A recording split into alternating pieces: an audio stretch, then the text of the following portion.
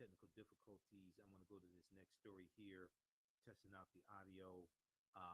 This next story deals with Florida, and the Department of Justice is saying that Florida Republicans are specifically targeting African Americans with voter restrictions. Okay, let me test the audio. One, two, testing, testing. Okay, so I guess that sounds better. Let me know if you can hear me. Does that sound better? All right. So there was we talked about this on Roland Martin Unfiltered on Friday. There's a good article from uh, theroot.com dealing with this that they picked up from they picked this up from the Guardian. DOJ says Florida Republicans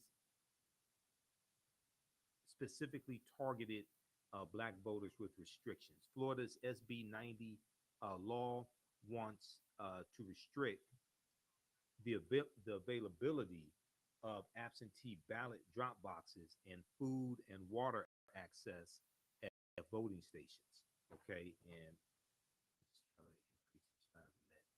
so a recent filing, by the Department of Justice stated to a federal appellate court that they agreed with U.S. District Judge Mark Walker's ruling to block new restrictions for now. To block new restrictions for now. In particular, the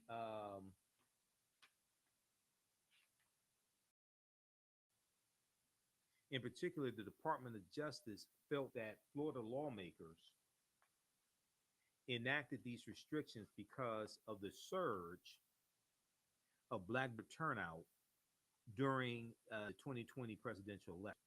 Okay, and this is what we saw this across the country, starting with Georgia with Senate Bill 202 and enacting these restrictions. Now, 1.9 million voters are said to reside in Florida, as per the state's Division of Elections. Now, U.S. Court of Appeals for the 11th Circuit paused the ruling earlier this year while considering an appeal from Florida officials.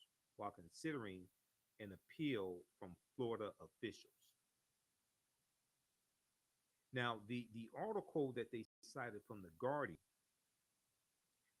said, quote, the district court's core factual findings are that in the face of surging turnout in the 2020 election, the Florida state legislature, responded by enacting provisions that impose disparate burdens on black voters, the Department of Justice lawyers wrote in their brief. Quote, which were chosen precisely because of those burdens to secure a partisan advantage. The court's findings of discriminatory intent are a permissible view of the record based on the entirety of the evidence. Quote, which were chosen precisely, these voter suppression tactics were chosen precisely because of those burdens to secure a partisan advantage. The court's findings of discriminatory intent are a permissible view based on the entirety of the evidence. Okay, now, if we look here, testing. Okay, if we look here, if we continue with this. Now, while Florida officials claim the law does not discriminate against African Americans, the Department of Justice believes it violates Section 2 of the Voting Rights Act, the 1965 Voting Rights Act, which prohibits racial discrimination in voting practices. In addition, Democratic attorneys general from 16 states filed a friend of the court brief to ask an appeals court to reject those restrictions.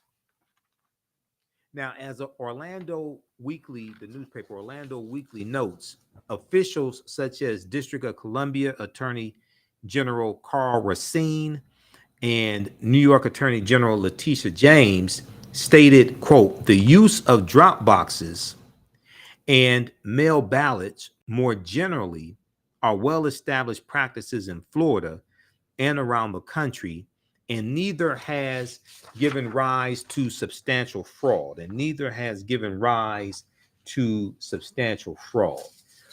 Okay, so we talked about this Friday on Roland Martin Unfiltered, and we spoke with Cliff Albright, who is the co-founder of Black Voters Matters. Black Voters Matter. So I want to go to that clip here, that interview. Okay, let's go to this clip. The Justice Department claims Florida Republicans intentionally targeted Black voters with restrictions which will surely hamper turnout in the upcoming midterm election.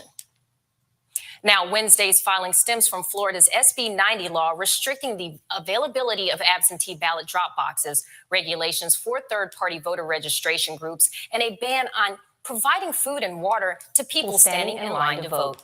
Now, the DOJ stated to the federal appellate court that they agreed with Judge Mark Walker's ruling to block new restrictions, adding that they believe the law was enacted due to a surge of Black voter turnout in the state. Cliff Albright, co-founder of Black Voters Matter, joins me from Atlanta. Cliff. Hi, how are you? I'm doing well. How are you? Great. Thanks for having me. Yes, thank you for joining us. So tell me, what's your thoughts on this lawsuit? Yeah, I mean, our thoughts on this lawsuit have been pretty clear, especially since we're one of the litigants, one of the plaintiffs. And not just this case, but a couple of cases against DeSantis in the state of Florida. But yeah, we definitely agree with what the Department of Justice is arguing in their supportive brief. We're thankful to see the Department of Justice once again weighing in on this. Of course, the department has actually filed lawsuits in a couple of other states, including in Georgia. But we're glad to see that in this situation where they're not necessarily filing, but filing a supportive brief, that they agree with our position. And if they agree with the original court position, we got to keep in mind that the original court that heard this case, not only did they say that what DeSantis and the state of Florida tried to do was unconstitutional, they said it was so egregious that it had targeted Black voters so much that they actually suggested, they ruled that the state of Florida be banned from being able to pass, basically that they get waived into the same pre-clearance type arrangement that used to exist under Section 5 of the Voting Rights Act. They said that for 10 years before Florida can do anything like this, that they would have to have, such efforts be reviewed and pre-cleared. That's how egregious that the original court said that it was. So we're glad to see that the Department of Justice is taking sides with that, which is no small thing because, as we all know, the Department of Justice is usually very hesitant to weigh in on cases unless they've got some very clear evidence and they feel that there's a strong case of discrimination. And how inhumane is that to limit people from being able to drink water or eat food when you're standing in a long line in Florida where temperatures can get very high and humidity as well? So, I mean, just that in itself just seems very inhumane. Now, I want to go to our panelists and also get their take on what's going on. Joining me right now, I have Michael Imhotep. He's the host of the African History Network show. We also have Matt Manning, a civil rights attorney, and we also have Dr. Nyambi Carter from Howard University's Department of Political Science. Thank you all for joining us today. And so I wanted to get your thoughts as well on this lawsuit. And then I'm also going to talk about some arrests that were made, but we'll get to that next after you answer what your thoughts are on this lawsuit. Okay, so I want to go to the next segment here, and let's advance this. Okay, and this is attorney Matt Manning speaking, civil rights attorney Matt Manning. It shows that it's not a one-off. It shows that y'all are attacking all of us and we're standing together to not allow that to happen. So in terms of the actual mechanism, I'm not positive, but in terms of the group mechanism, as we see here with Black Voters Matter being one of the plaintiffs. I think it's important that there's that galvanization to show that there are many people standing together. Cliff, would you like to add anything? Yeah, I think I'm glad you asked the question, because that's actually, the crux of the reason why the Voting Rights Act was so important, and why Section 5 and Section 2 of the Voting Rights Act is so important, because what we know is this: it is difficult for individuals, when individually wrong, to then have to bring a case saying that they took away my right to vote, they wouldn't let me register, et cetera, right? That's how come having that pre-clearance to preempt states from even passing such discriminatory laws is so important, because it's a hard burden for individuals to take that up. It's a hard burden for organizations like ours to take that up. It takes time, it takes resources, it takes money, it takes legal support. It can't be done at the individual level. That's why we've got to have strong federal voting rights legislation that keeps it from even getting to this point. And think about the reverse, right? Think if you're one of these people, I don't want to jump ahead in your stories, but if you're one of these people who's been arrested because of whether you're Crystal Mason in Texas, or like some of these people that have now been arrested in Florida, again, as an individual, to have to defend yourself, right? To have to get legal support, to have to go through that at the individual level is very difficult. That's why it's important that we have the ability for organizations, civil rights groups, some of the incredible attorneys that have been working on these cases to be able to preemptively deal with these things, or for the federal government to have to pre-clear to keep us from even getting to this point, to keep individuals from having to bear the brunt of their own voter suppression. Now, we haven't heard from Michael yet. Michael, what are your thoughts? And historically, how difficult do you think it'll be for this lawsuit to go through and not push us back in the dark ages where we're being limited on how we can vote? Well, Florida being a former Confederate state, Florida and Georgia and Texas, they're trying to take us back to before 1870. And Florida, it's important to note that Florida was the first state to have poll taxes in this country in 1889. And then in 1890, when Mississippi had their state convention, and the white county judge who presided over the Mississippi State Convention said, "We are here to exclude the Negro." And this was in a state that had a majority Black population, the state of Mississippi. They imposed poll taxes and literacy tests. And this became known as the Mississippi Plan, which was adopted by the other former Confederate states to suppress the African-American vote: South Carolina, Louisiana, Georgia, North Carolina, et cetera. So what the Department of Justice here is doing excellent. Is excellent. This would not have happened under the Donald Trump Department of Justice.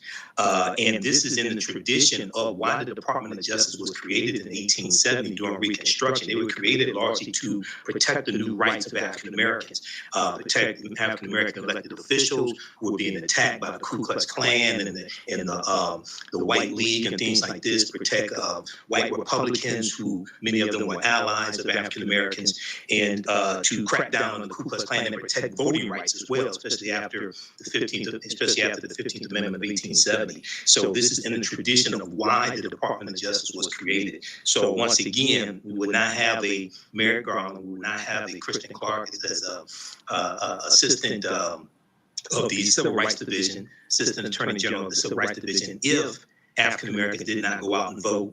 And we have a lot of this to owe to Black Lives Matter, Cliff Albright, Latasha Brown, Stacey Abrams, and others. 16.9 million African Americans voted, 49 million white people, 9.7 million Latinos to put Joe Biden and Kamala Harris in the White House. So this is an example of how elections have consequences.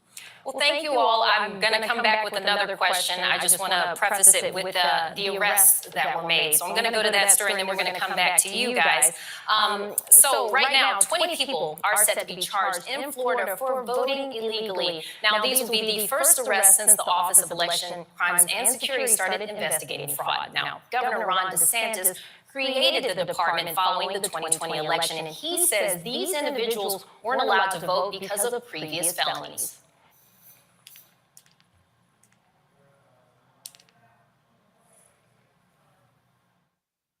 The state of Florida has charged and is in the process of arresting 20 individuals across the state for voter fraud.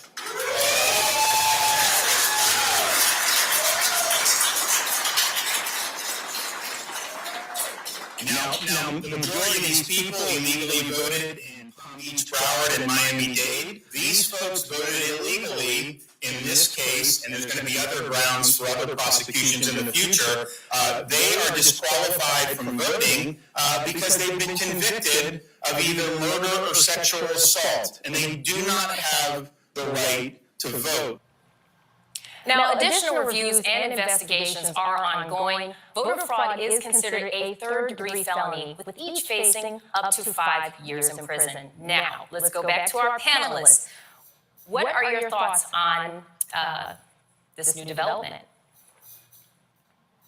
Well, this is to be expected from Ron DeSantis, and Florida needs to be desanitized. And this is what I warned people about Ron DeSantis when he ran against Andrew Gillum. And Andrew Gillum was correct when they had the debate. And Andrew Gillum said, I'm not calling Mr. DeSantis a racist. I'm saying the racists believe Mr. DeSantis is a racist. So these are the tactics that they try. Now, if we go back a couple of years ago, remember the effort to restore the voting rights to ex-felons, to returning citizens in Florida. And Roland covered this a lot here on the show. It passed overwhelmingly.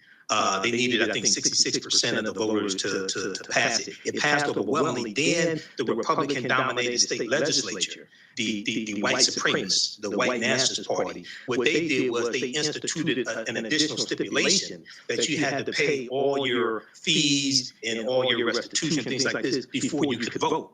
Okay, so this felony disenfranchisement literally goes back to 1870. Right around that time, when the 15th Amendment, which gave African American men the right to vote, became law. This is where we see these former Confederate states start to impose laws that strip people of their right to vote if they are ex-offenders. So each one of these cases have to be investigated.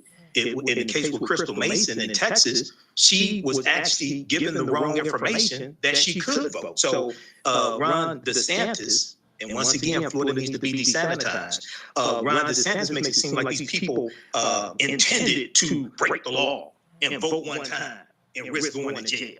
Okay, so we need to deal with them at the ballot box. And that's all going to prison again, right? Because these are talking about people who are returning citizens. So you're talking about reincarcerating people for doing something that they couldn't do on their own. They went through the registration process, right? So if there was any kind of complication, that should have been caught by the state. And so to put the burden then on citizens to say, well, you have to know whether you're clear, when you're talking about people who've had to move through all kinds of hurdles to even get to this place. And as Michael just noted, the goalposts kept moving along the way. And I think we also have to think about the kinds of crimes that are singled out for exclusion forever from voting. Right? I mean, the goal is to bring people into the process, but when you say, well, there are certain kinds of crimes that leave you beyond citizenship, we have to be really careful about that. And I think really thoughtful about that because crimes are also racialized, right? So right around the time that Michael was talking about when they were putting these voter disenfranchisement laws, they were also deciding what kind of crimes became felonies because they thought certain kinds of crimes were Black crimes, right? And so we have to be really mindful that this is a part of a very long project to criminalize and to exclude Black people of all stripes, because those folks, even if they are formally incarcerated, are still citizens. And that's something we have to reckon with and we have to acknowledge. And for those who think that there was a lot of voter fraud during the recent election, let's just say these 20 people that were arrested, that wouldn't have changed the election results.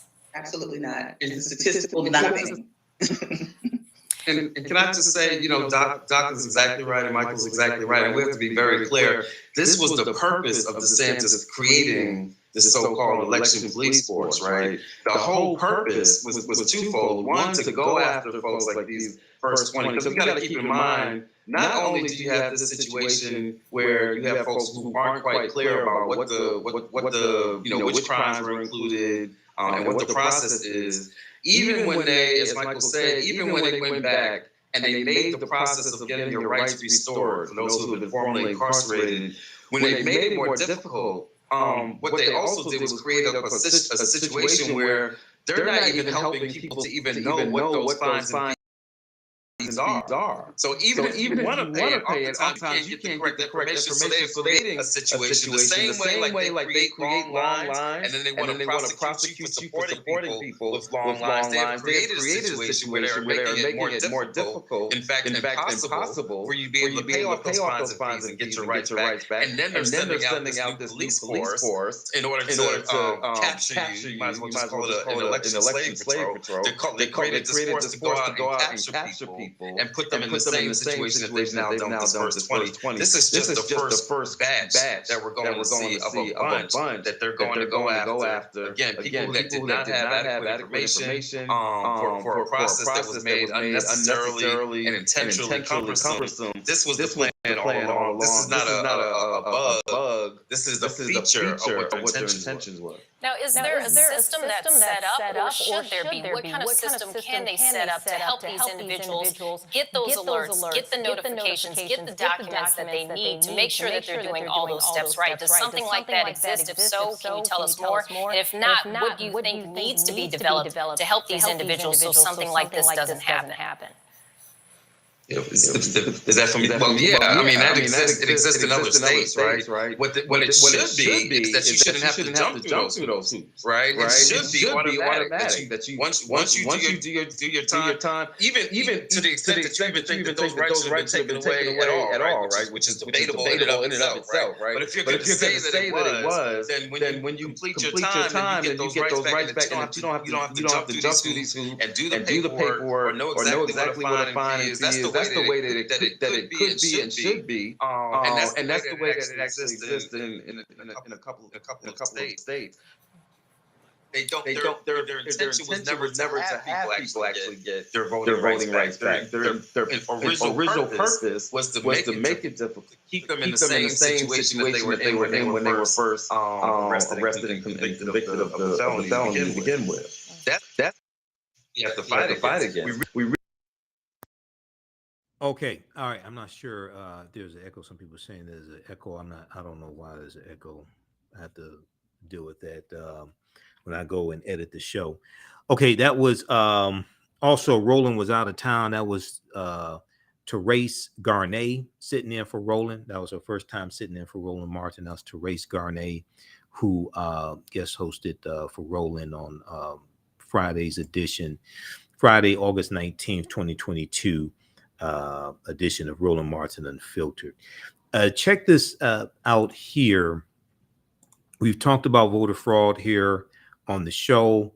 There's no evidence of widespread voter fraud, even though you have a lot of Republicans that want to push this voter fraud myth. November 11th, 2020, from businessinsider.com. Americans are more likely to be struck by lightning than commit election fraud. Americans are more likely to be struck by lightning than commit election fraud. Donald Trump and his allies have filed multiple unsuccessful lawsuits and are spreading misinformation in an attempt to undermine the results of the 2020 election. So they go through, and let me see here. 2020. Okay. There was one article dealing with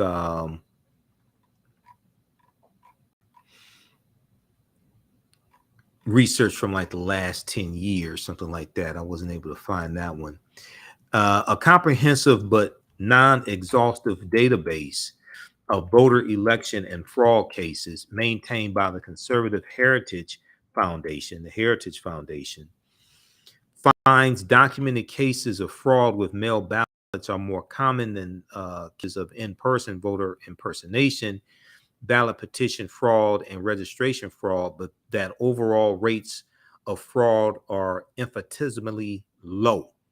Infinitesimally low. Heritage Foundation's database identified 100 criminal convictions, civil penalties, diversions, or other findings for fraudulent use of mail ballots between 2000 and 2020, a time period during which approximately 250 million ballots were cast. So during a 10-year period of time from the year 20-year period of time, from the year 2000 to the year 2020, the Heritage Foundation identified 193 criminal convictions, civil penalties, diversions, or other official findings for fraudulent use of mail ballots between 2000 and 2020. During that same period of time, 250 million ballots total were cast across the U.S. 193 criminal convictions, civil penalties, diversions, or other official findings out of 250 million ballots cast. Okay, so read this article here.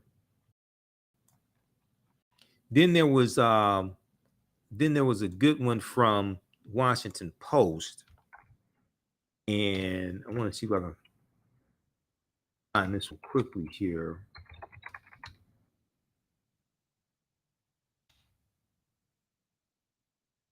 There was one from the Washington Post. This one right here.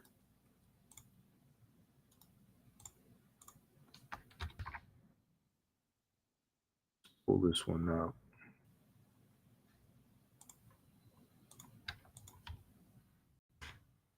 All right. Despite GOP rhetoric, let's pull this up here on the screen.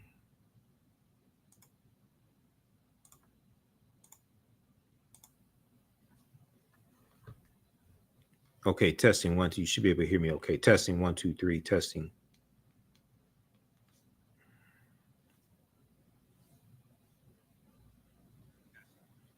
Testing 1, 2, 3. Testing. Should be able to hear me all right. Testing 1, 2, 3. Testing. Testing 1, 2, 3. Testing. Okay. So if we look at this article here, and we've talked about this before, despite GOP rhetoric, there have been fewer than 24 charged cases of voter fraud since the election. One person has faced charges for every 10 million votes cast. One person has faced charges for every 10 million votes cast. This is from May 4th, 2021. So this was after the November 2020 midterm presidential election. Before 2020, let's see. So they say on election day last year, a man named Ralph Thurman allegedly walked into Sugartown Elementary School in Malvern, Pennsylvania, to cast his vote. He allegedly asked whether he needed to produce identification and was told that he did not need to produce identification. He then allegedly asked if he could vote for his son and was told he could not vote for his son. He could not vote for his son. He then left.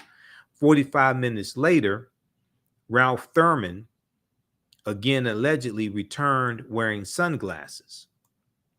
He claimed to be his son and asked for a ballot. Somehow the people at the polling place saw through his scheme. Ralph Thurman faces felony fraud charges. Ralph Thurman faces felony fraud charges. Now, before 2020, this is how Donald Trump claimed voter fraud worked.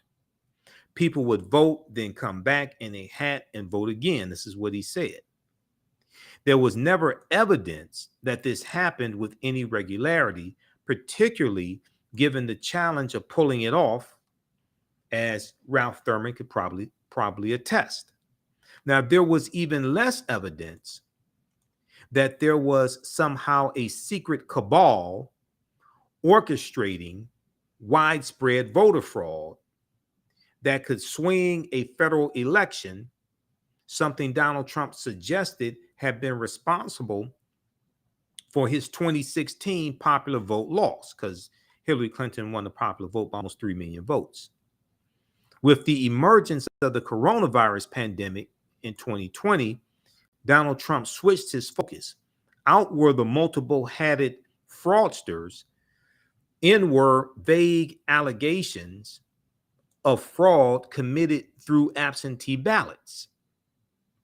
Out also was a casual, hand-wavy allegation of rampant fraud replaced by a concerted, hyperactive insistence of rampant voter fraud. That accelerated after Donald Trump lost his re-election bid and continues even now, 6 months later, but even now he's still lying and saying he won the election, they won by a landslide, all this stuff. He never provides evidence for that, but he just lies. I mean, Donald Trump supporters drink more Kool-Aid than J.J. Evans on Good Times. The 2020 election, he and his party claim, was riddled with illegal votes. Now, when they went to court to provide the evidence, they didn't provide evidence to substantiate that. And the article goes on to say, let me scroll down here, where they talk about the facts here.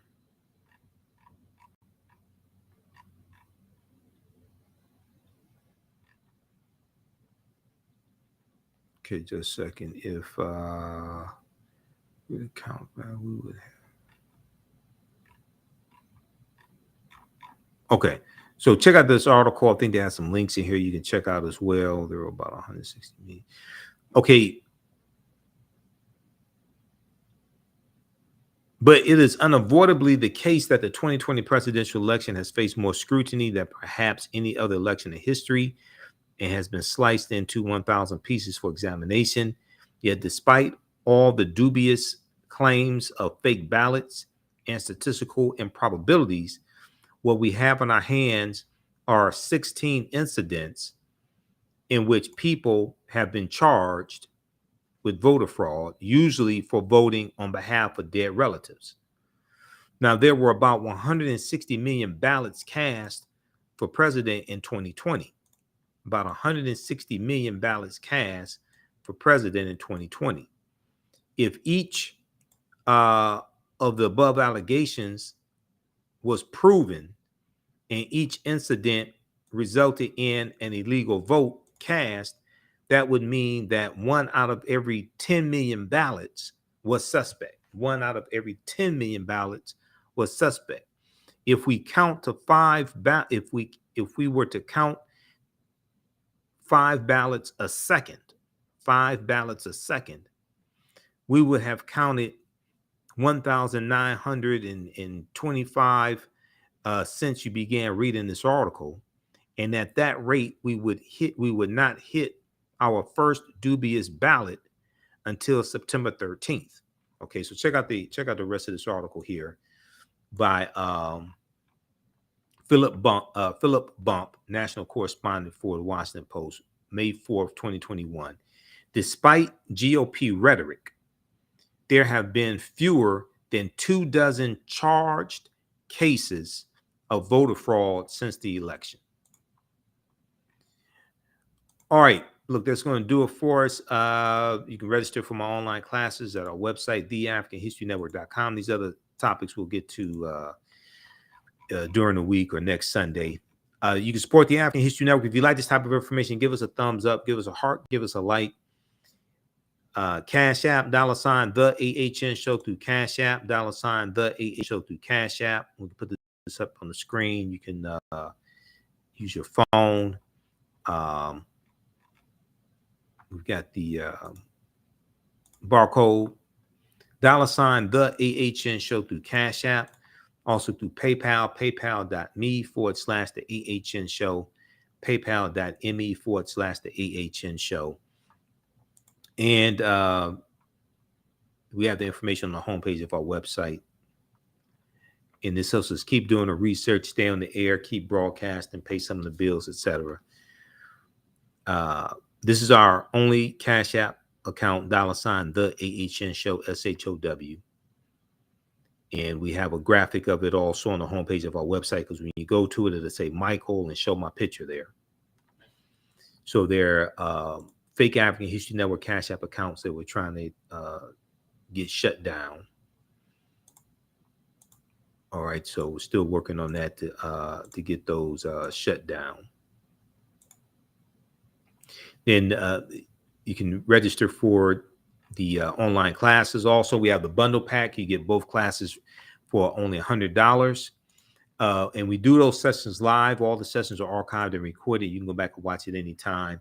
So a year from now, 2 years from now, you can go back and watch the entire class. You still have full access to it, okay? Ancient Kemet, the Moors, and the Maafa, understanding the transatlantic slave trade, what they didn't teach you in school. And from the Civil War to the Civil Rights Movement and Black Power, 1865 to 1968. All right, look, we have to get out of here. Remember, at the African History Network, we focus on educating, empowering, and inspiring people of African descent throughout the diaspora and around the world, because right now it's correct wrong behaviors, not over till we win. Wakanda forever. We'll talk to you.